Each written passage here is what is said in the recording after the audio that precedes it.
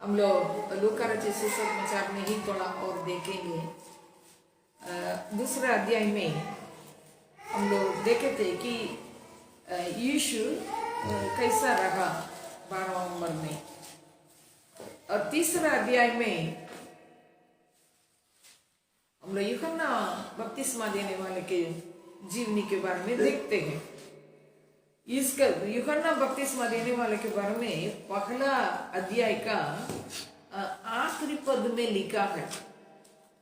पहला अध्याय का 80 पद, वो बालक बढ़ता और आत्मा में बलवान होता गया और इज़राइल पर प्रकट होने के दिन तक जंगलों में रहा।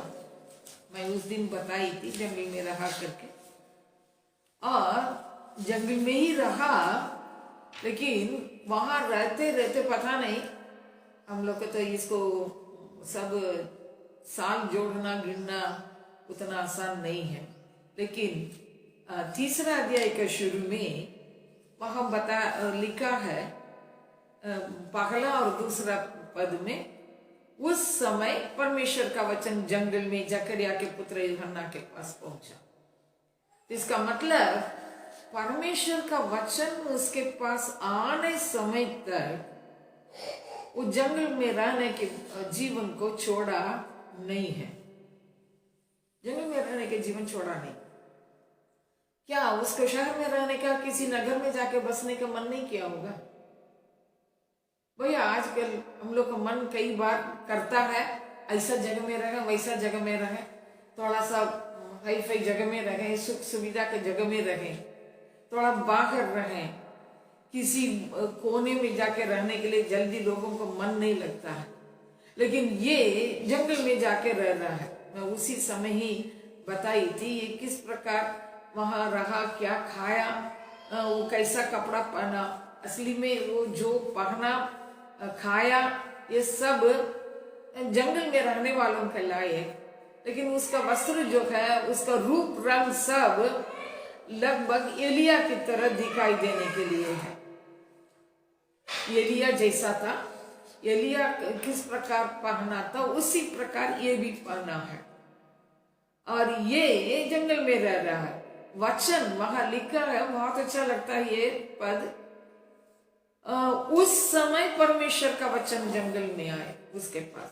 तो मैं इसमें से ये देखी, भैया भले आप जंगल में रहेंगे, परमेश्वर अपना वचन को कहीं भी रखकर प्रकट कर सकता। और मैं एक और चीज समझी, परमेश्वर आपको बाहर लाने के पहले किसी कोने में, अंधेरा में, अकेलापन में रखता है। जो गुप्त जीवन में सही नहीं रहता है, छिपा हुआ जीवन में सही नहीं रहता है, उसको परमेश्वर सबके सामने सही खड़ा नहीं कर सकता। जी नहीं। और वहां पहला अध्याय में जो वचन लिखा है ना, आत्मा में बलवान होता गया, जंगल में रहकर आत्मा में बलवान होता गया। वो मेरे ख्याल से हम लोग जो है ना, आत्मा में बलवंत होने के लिए चाहते नहीं। कई बार ये होता है, हम भीतरी रूप से बलवंत नहीं होना चाहते हैं, बाहर अचानक सीधे आएंगे और तुरंत एकदम हम अपने को दिखाना चाहेंगे। लेकिन मैं तो ये देखती हूं, जो अकेलापन में तैयार नहीं किया जाता, उस व्यक्ति के जीवन समाज के लिए योग्य जीवन हो नहीं सकता। भैया भीतर बनाया जाए, उसके बाद बाहर लाया जाए, इस्तेमाल में आवे।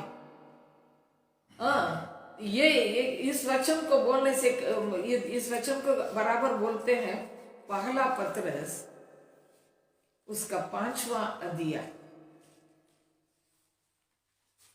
पहला पत्रस 5वां अध्याय उसका हम लोग 6वां पद, परमेश्वर के बलवान हाथ के नीचे दीनता से रहो, जिससे वो तुम्हें उचित समय पर बढ़ाए। मैं तो समझती हूं इसको जंगल में रखने का टाइम जो है, इसको दीनता से रखने का टाइम था, आधीन रहने का समय था। मेरा ये समझ है, मैं इसको ऐसा अर्थ लेती हूँ, उसको दीनता से मैंने वो कहीं किसी कोने में आधीन रहने के लिए सीखना। भले जंगल के अधीन रहा हो, वो किसी मनुष्य के अधीन, आप लोग तुरंत बोलेंगे किसी मनुष्य के अधीन क्यों रहना है? जो अधिकार के अधीन रहना नहीं चाहता है, उसको परमेश्वर इस्तेमाल भी नहीं कर सकता, नहीं कर सकता। पहले अधीन रहने के लिए सीखे।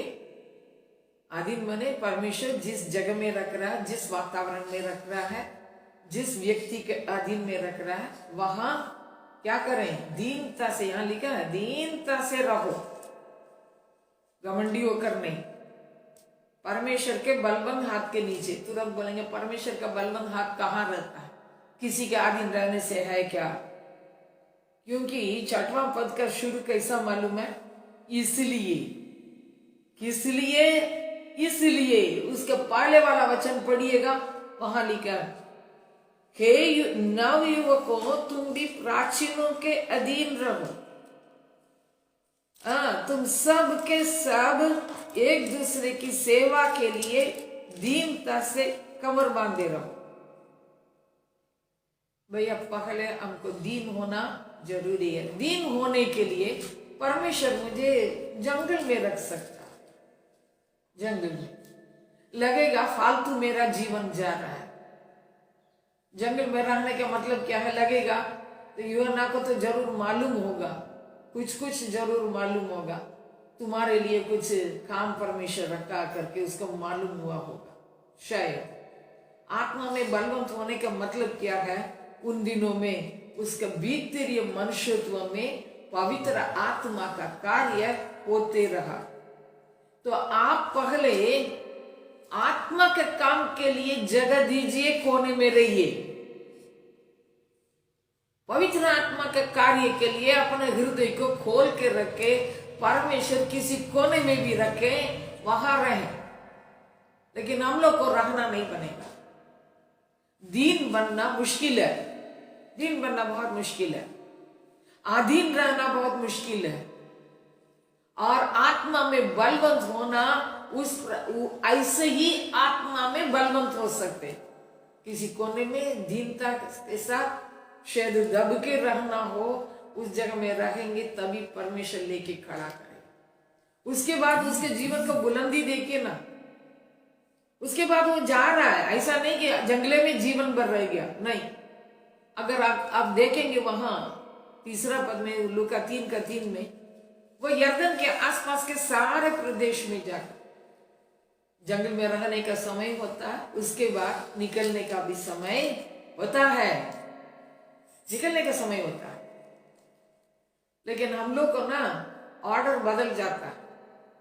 पहले गांव में जाएंगे, मैंने पहले यर्दन के पास जाएंगे, मार खाएंगे, फिर किनारे कोने में जाके क्या करेंगे? रो रा करके बैठे।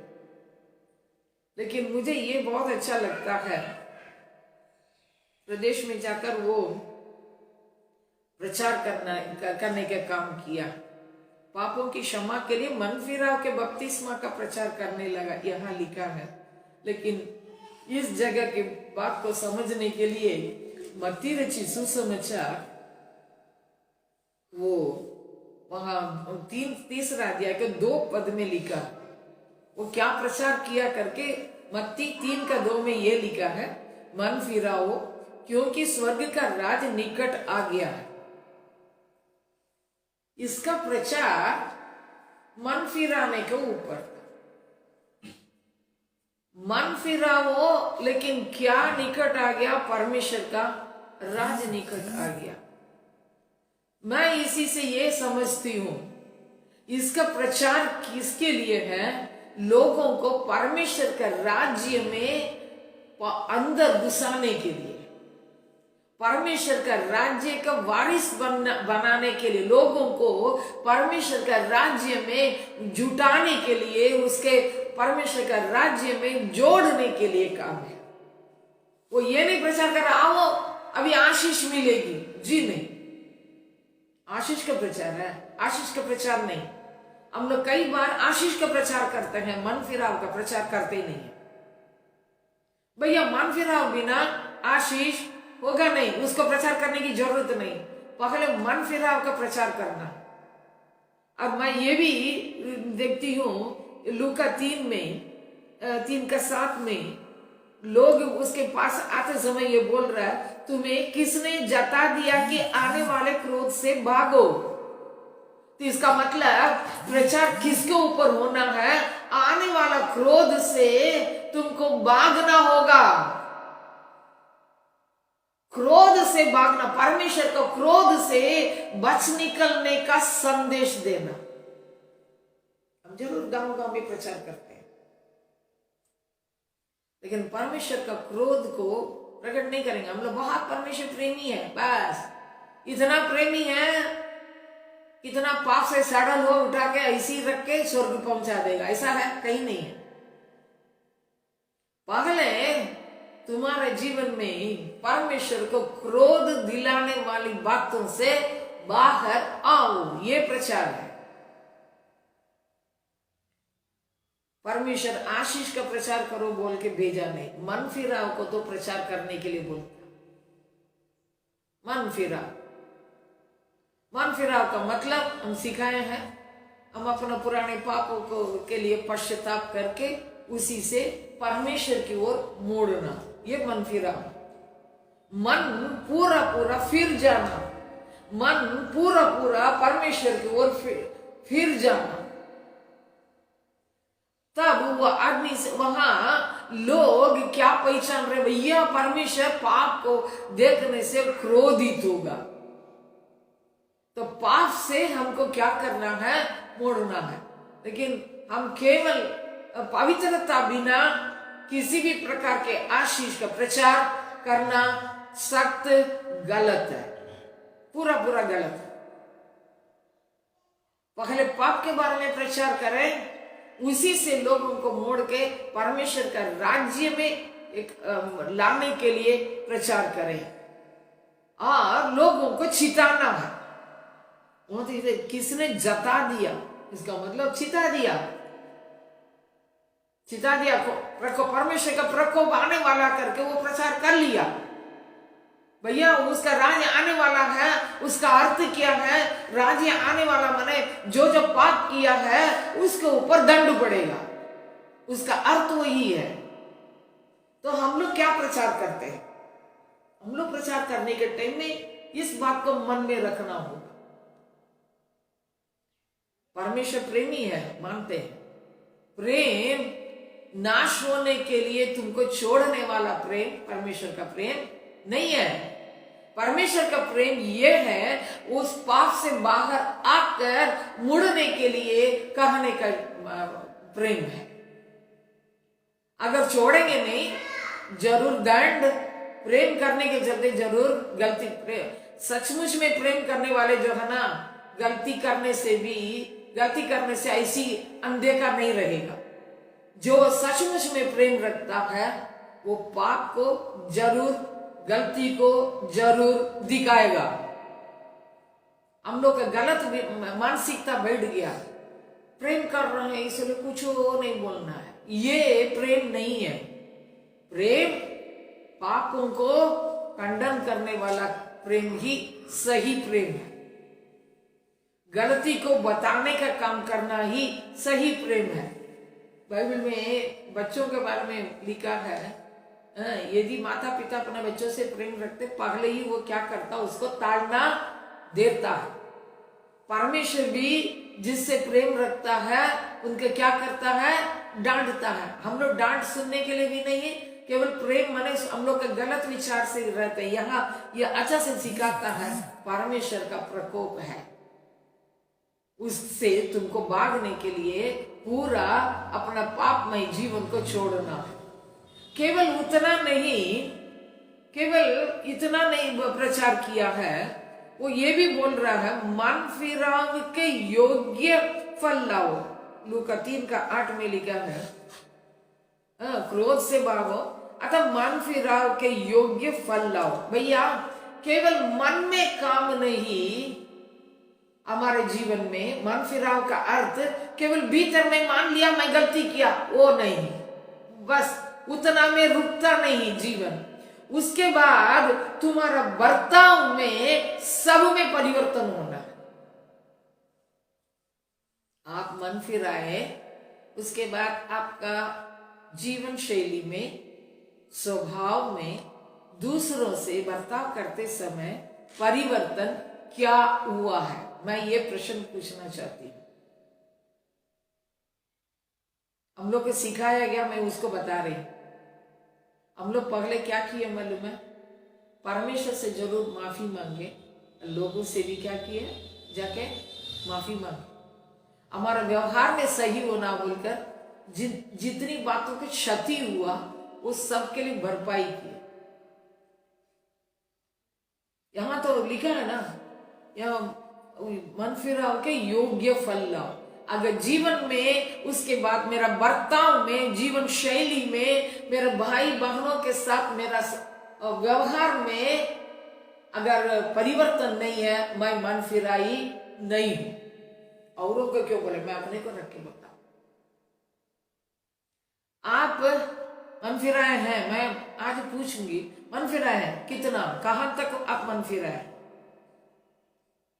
आपका बर्ताव औरों के साथ कैसा है।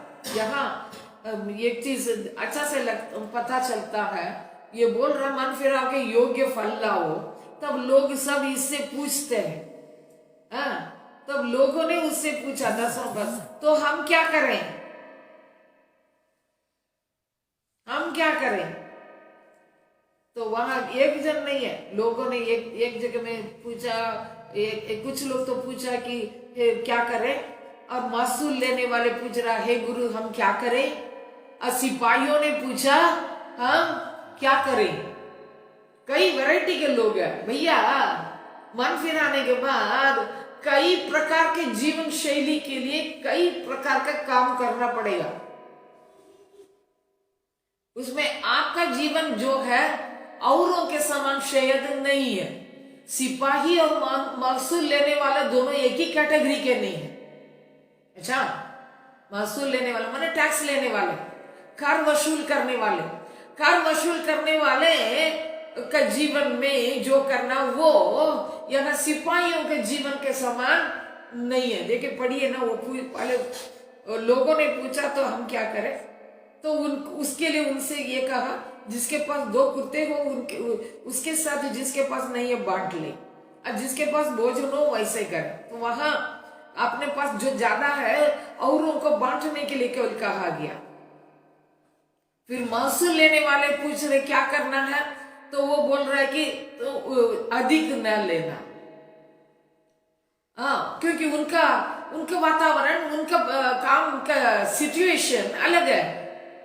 तो वो बोल रहा है ज्यादा मत लो, क्योंकि रोमी सरकार अपने अधीन रहने वाले देशों से कर वसूल किया। कई प्रकार का टैक्स है, आदमी जिंदा रहने के लिए टैक्स है, रोड टैक्स है, पानी का टैक्स है, और जो भी चीज उनका कमाई है उसमें इतना प्रतिशत का टैक्स है। कई प्रकार का टैक्स है, वो सब वसूल करने के लिए, इजरायलियों से वसूल करने के लिए इजरायली आदमी को ही बैठाया, इजरायली आदमी को बैठाया, उनको ही यानी क्या महसूल लेने वाले उन लोग को कहा गया। लेकिन उनको क्षेत्र दिया जाता था, उसमें वो लोग उस क्षेत्र से सरकार के पास इतना जमा करना करके कुछ फिक्स्ड हर एक जगह के लिए वो कलेक्ट करने वालों को मालूम नहीं है कितना कितना सबसे लेना है, लेकिन उनको इतना जमा करना बस यही मालूम है। इसलिए वे लोग क्या करते थे, जितना लेना हो ले लो। इसलिए जकई भी यीशु का उसका घर आने के टाइम में बोला, यदि मैं किसी से अन्याय रूप से ले लिया हो तो मैं आधा तो बांट दूंगा गरीबों को। हाँ, और जिससे भी अन्याय रूप से ले लिया, क्या करूंगा? कितना कितना गुना लौटाऊंगा? 4 गुना। तो इसका मतलब लिया ना भाई, लिए बिना कैसा मिला? लिया है लोगों से, उतना लिया। कमाई रहेगा तब ना दे पाएगा, पॉकेट में रहेगा नहीं, कैसा देगा? वापस करेगा। कमाई बहुत, तो इसलिए तो ये बोल रहा है तुम्हारे लिए ठहराया गया है, जो तुम्हारे लिए ठहरा है। इसका मतलब उनको कुछ फिक्सेड है, उससे अधिक नहीं लेना। तो इसका मतलब किसी किसी जगह में हम फालतू कदम रख के क्या कर सकते हैं? चीजों को दूसरों से लेने का, जबरदस्ती करके जबरन लेने का काम किसी किसी जगह में हो सकता। वहां मेरे जीवन में, बर्ताव में, वहां क्या होना है? परिवर्तन होना है।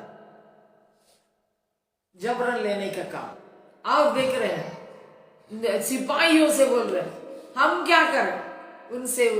उसने उनसे कहा, किसी पर उपद्रव न करना और झूठा दोष न लगाना और अपने वेतन पर संतोष करना। इसका मतलब घूस लेने के लिए बहुत ही अवसर मिलता था, तब ना बोला गया जो जिसका जो है वही, जो है उसी से क्या करो? संतोष करो। संतुष्टि नामक चीज आना चाहिए। और ये सिपाहियों को जो बात कही जाती, वो महसूल लेने वालों के पास बोला नहीं गया। टैक्स लेने वालों के लिए अलग चीज के लिए मन फिराना है, अलग बातों में ठीक करना है, और सिपाहियों के जीवन में अलग लेना है, अलग मैटर है। ये उपद्रव न करना, इसका मतलब झूठ मूठ का किसी से कुछ है ये नहीं है, फिर भी लोगों को ऊपर एकदम अपना अधिकार जता के उनको मार के रखना। उपद्रव बना इस क्या है? आदमी को तंग करके रखना। भैया एक एक जन के जीवन में एक एक बात में परिवर्तन। हम लोग सब चीज लेके देख लेंगे, मैं किसको किसको उपद्रव करता,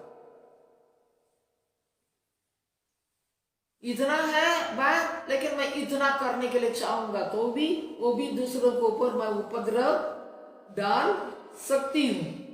लेकिन मैं मन फिराई हूं, अगर मैं सचमुच में मन फिरा ली तो मैं दूसरों को तकलीफ देने का जीवन नहीं जीऊंगा। यीशु को ग्रहण करने के बाद मैं उसी में यहां जो लिखा है, झूठा और फालतू उस आदमी को कुछ कुछ बताकर क्या नहीं करूंगा? फंसाऊंगा नहीं। तो हम अपने जीवन में देख लें, अपने जीवन में देख लें, मन फिरा है किन किन क्षेत्र में और बदलना। हम अपने जीवन को चेक करें। दूसरों को फंसाने के लिए काम करके हम बहुत अच्छा बन के निकल जा सकते हैं, वो भी कर सकते हैं। झूठा आरोप लगा कर अपने को बचाने के काम से बाहर आना है। भैया सब कोई पूछ रहा, मन फिरा लिए बपतिस्मा लेने के बाद पूछ रहा हमको क्या करना, हमको क्या करना। तो मुझे ये अच्छा लगता है, विश्वासियों को भी सिखाना बहुत ही जरूरी है। जिसको बपतिस्मा दे रहे हैं उनको उसके बाद क्या करना है, कैसा जीना है, उसको सिखाना, उस जीवन में उनको अगुवाई करना। हर एक सेवक जो भी सुसमाचार सुनाता हो या पादरी हो, उनको करने के लिए परमेश्वर इसमें से सिखाता है, इसमें से सिखाता है। मुझे ये अच्छा लगा, ये जंगल में जरूर रहा लेकिन सबको गाइडिंग करने लायक व्यक्ति बन के उठा। हालेलुया। उसको कौन सिखाया भाई? ये तो जाके मंदिर में नहीं रहा। कौन सा व्यवस्था ले जाके पढ़ा? मूसा का व्यवस्था, वो भी तो नहीं लिखा। लेकिन ये एक एक जन के तुम ये करो, तुम ये करो, तुमको ये करना होगा स्पष्ट। तो एक सेवक के अंदर दूसरों को सिखाने के लिए बातें स्पष्ट रूप से मन में बैठा हुआ रहना चाहिए। हालेलुया। हम परमेश्वर से मांगे, पहले मन फिराया, मेरा जीवन कितना बदला है, और दूसरों को सही सिखाने के लिए भी हम उठ जाएं। आइए प्रार्थना।